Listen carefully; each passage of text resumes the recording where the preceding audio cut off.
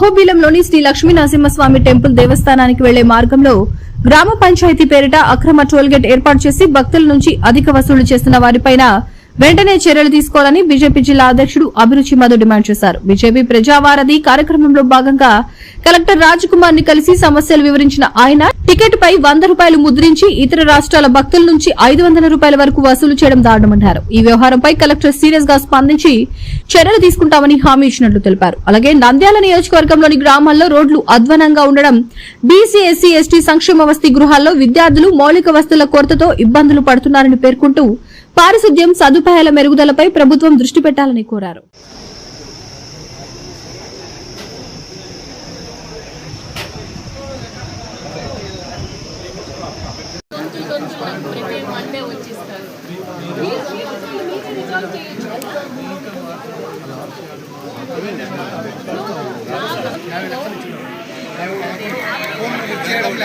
సార్ల గాడికి వచ్చి వాడు రాలే నేనేం చేయాలంటే ఆయన గారు ఎస్ఐ సార్ నేను ఎవరినాడు కదా సార్ వాళ్ళే పంచాయతీ ఇచ్చారు వాడి ఇచ్చాం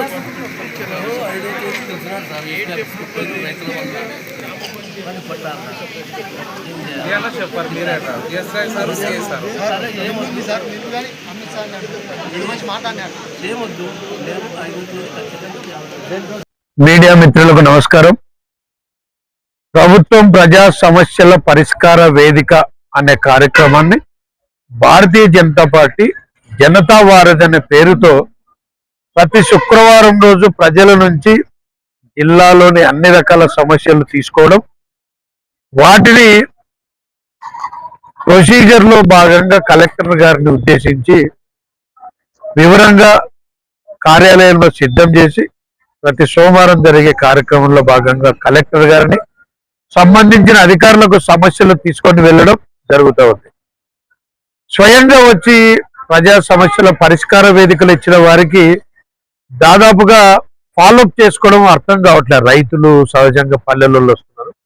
అదే భారతీయ జనతా పార్టీ తరఫున ఇచ్చిన వాటిని తర్వాత దాని స్టేటస్ చూడడం, అవి ఏ స్థాయిలో ఉన్నాయి, మరి పనితీరు ఎలా ఉంది, ఆ పరిష్కార దిశగా సత్వర న్యాయం జరిగేలాగా భారతీయ జనతా పార్టీ బాధ్యత వహిస్తూ చేస్తున్న ఈ కార్యక్రమంలో భాగంగా ఈరోజు జనతా వారధి కార్యక్రమ టీంతో పాటు అలాగే జిల్లా పార్టీ నాయకులు మరి సమస్యలతో వచ్చిన వారితో కలిపి రావడం జరిగింది.